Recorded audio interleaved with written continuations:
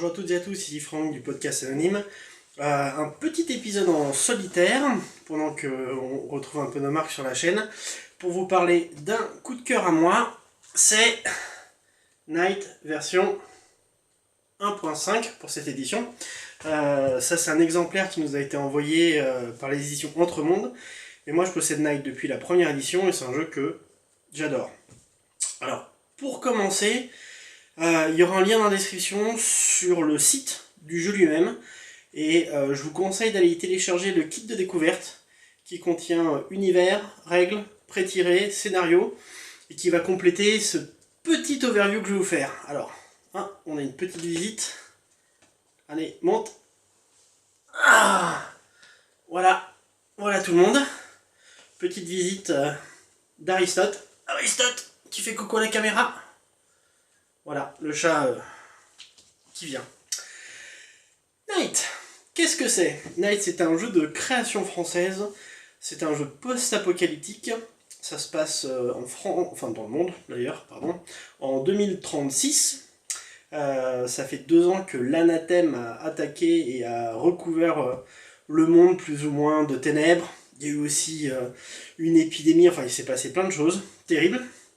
Et les survivants de l'humanité sont dans des arches de lumière, des grandes villes, des grands blocs on pourrait dire, parce que souvent c'est plusieurs villes, qui luttent contre les ténèbres grâce à une organisation qui s'appelle le Night, et qui est organisée comme les chevaliers de la table ronde, donc un ordre de chevalerie qui combat les ténèbres.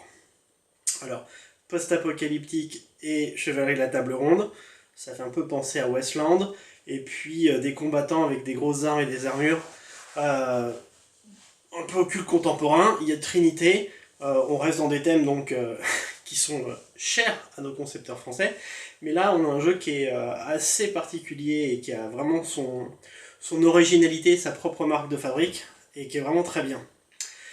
Alors pourquoi j'aime Night?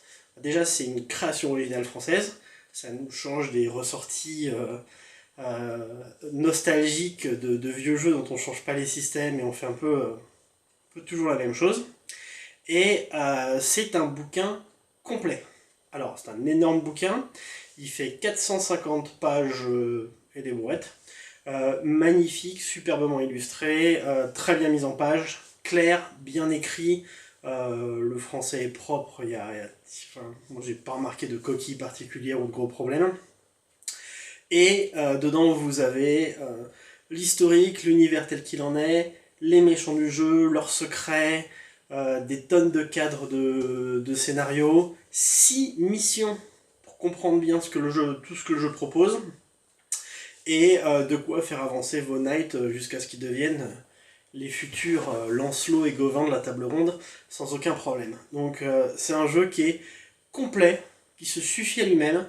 Il y a 7 suppléments officiels gratuits à télécharger sur le site, en plus donc, du kit de développement, pour compléter avec des missions en plus, etc. Alors certaines choses qui sont téléchargeables sur le site se retrouvent déjà dans la version 1.5.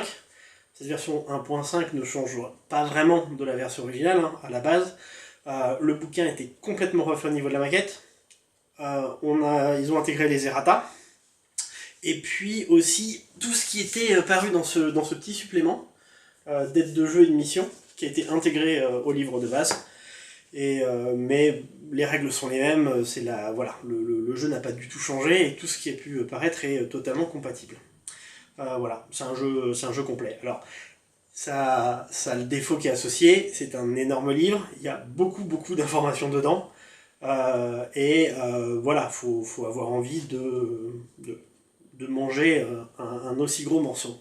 Alors moi, c'est plus du tout ma tasse de thé, en ce moment je lis, avec toutes ces sorties, quelques gros bouquins. C'est un des bouquins que j'ai trouvé les plus faciles et les plus agréables à lire. De la première version ou la version 1.5, les deux étaient vraiment impeccables. Donc voilà, ça c'est vraiment bien. Le système de jeu, encore une fois, je vous enjoins à regarder le kit de développement, ça vous en dira plus, mais les personnages sont définis par 15 caractéristiques, on en choisit 2 pour définir une action endurance et volonté, ou voilà, des choses comme ça, pour dire ces deux caractéristiques correspondent à une action. Ça donne un nombre de D6, on les lance, tous les dés pairs, ce sont des réussites. Voilà, ça couvre 80% des cas du jeu. Le jeu est très très simple. Et pour un jeu où on se bat en grosse armure de combat, les règles pour gérer les armures, l'équipement et autres, c'est relativement léger. On est loin d'un jeu à la Mutant Chronicles ou autre avec des tonnes d'équipements et des trucs très très compliqués et plein de sous-règles. Là, ils ont vraiment, je trouve, bien cadré les choses pour que ce soit propre. Voilà. Donc voilà, moi c'est ma petite recommandation, je vous conseille d'y jeter un œil. Voilà, c'est une belle petite œuvre française. Et puis ben, je vais essayer de vous refaire assez rapidement d'autres petites vidéos courtes comme ça sur mes lectures et mes coups de cœur ou pas du moment. Voilà, bah écoutez, bonne lecture et bon jeu à toutes et à tous, et à très bientôt.